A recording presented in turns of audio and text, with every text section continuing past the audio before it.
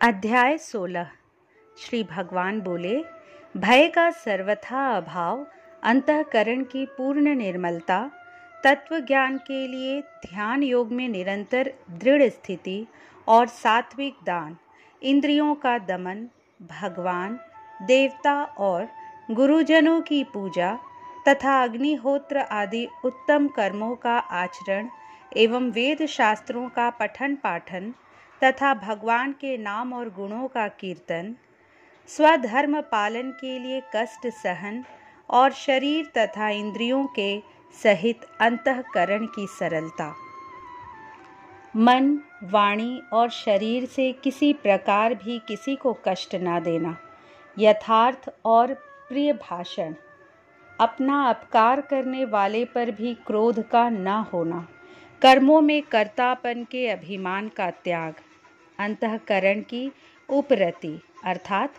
चित्त की चंचलता का अभाव, किसी की भी निंदादि न करना, सब भूत प्राणियों में हेतु रहित दया, इंद्रियों का विषयों के साथ संयोग होने पर भी उनमें आसक्ति का न होना, कोमलता, लोक और शास्त्र से विरुद्ध आचरण में लज्जा और व्यर्थ चेष्टाओं का अभाव, तेज, क्षमा, धैर्य, बाहर की शुद्धि एवं किसी में भी शत्रु भाव का न होना और अपने में पूज्यता के अभिमान का अभाव, ये सब तो हे अर्जुन दैवी संपदा को लेकर उत्पन्न हुए पुरुष के लक्षण हैं।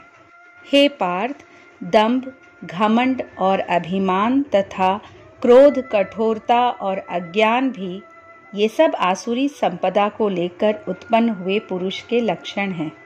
दैवी संपदा मुक्ति के लिए और आसुरी संपदा बांधने के लिए मानी गई है। इसलिए हे अर्जुन, तू शोक मत कर, क्योंकि तू दैवी संपदा को लेकर उत्पन्न हुआ है। हे अर्जुन, इस लोक में भूतों की सृष्टि यानी मनुष्य समुदाय दो ही प्रकार का है, एक तो दैवी प्रकृति वाला और दूसरा आसुरी प्रकृति वाला। उनमें से दैवी प्रकृति वाला तो विस्तार पूर्वक कहा गया, अब तू आसुरी प्रकृति वाले मनुष्य समुदाय को भी विस्तार पूर्वक मुझसे सुन। आसुर स्वभाव वाले मनुष्य प्रवृत्ति और निवृत्ति इन दोनों को ही नहीं जानते, इसलिए उनमें न तो बाहर भीतर की शुद्धि है, न श्रेष्ठ आचरण है और न सत्य भाषण ही है। वे आसुरी प्रकृति वाले मनुष्य कहा करते हैं कि जगत आश्रय रहित, सर्वथा असत्य और बिना ईश्वर के अपने आप केवल स्त्री पुरुष के संयोग से उत्पन्न है। अतएव केवल काम ही इसका कारण है, इसके सिवा और क्या है। इस मिथ्या ज्ञान को अवलंबन करके जिनका स्वभाव नष्ट हो गया है तथा जिनकी बुद्धि मंद है, वे सबका अपकार करने वाले क्रूर कर्मी मनुष्य केवल जगत के नाश के लिए ही समर्थ होते हैं। वे दंभ, मान और मद से युक्त मनुष्य किसी प्रकार भी पूर्ण न होने वाली कामनाओं का आश्रय लेकर अज्ञान से मिथ्या सिद्धांतों को ग्रहण करके और भ्रष्ट आचरणों को धारण करके संसार में विचरते हैं तथा वे मृत्यु पर्यंत रहने वाली असंख्य चिंताओं का आश्रय लेने वाले, विषय भोगों के भोगने में तत्पर रहने वाले और इतना ही सुख है इस प्रकार मानने वाले होते हैं। वे आशा की सैकड़ों फांसियों से बंधे हुए मनुष्य काम क्रोध के परायण होकर विषय भोगों के लिए अन्यायपूर्वक धन आदि पदार्थों का संग्रह करने की चेष्टा करते हैं।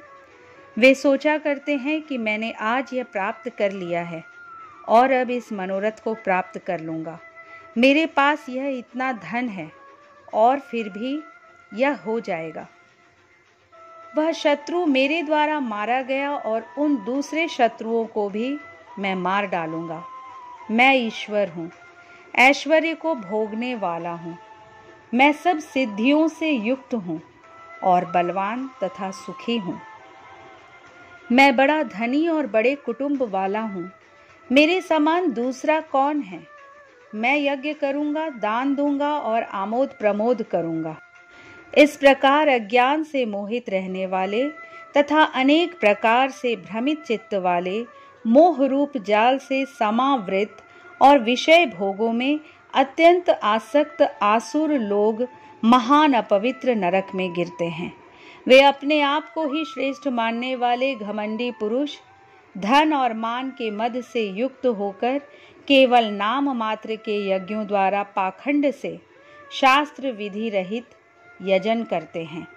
वे अहंकार, बल, घमंड, कामना और क्रोधादि के परायण और दूसरों की निंदा करने वाले पुरुष अपने और दूसरों के शरीर में स्थित मुझ अंतर्यामी से द्वेष करने वाले होते हैं।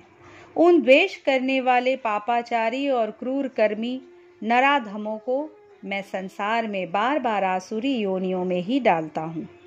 हे अर्जुन, वे मूढ़ मुझको न प्राप्त होकर ही जन्म जन्म में आसुरी योनि को प्राप्त होते हैं, फिर उससे भी अति नीच गति को ही प्राप्त होते हैं, अर्थात घोर नरकों में पड़ते हैं। काम, क्रोध तथा लोभ, ये 3 प्रकार के नरक के द्वार आत्मा का नाश करने वाले अर्थात उसको अधोगति में ले जाने वाले हैं। अतएव इन तीनों को त्याग देना चाहिए।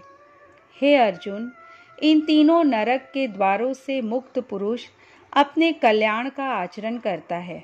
इससे वह परम गति को जाता है, अर्थात मुझको प्राप्त हो जाता है। जो पुरुष शास्त्र विधि को त्याग कर अपनी इच्छा से मनमाना आचरण करता है, वह न सिद्धि को प्राप्त होता है, न परम गति को और न सुख को ही।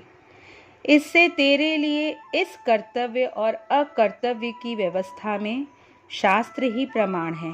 ऐसा जानकर तू शास्त्र विधि से नियत कर्म ही करने योग्य है।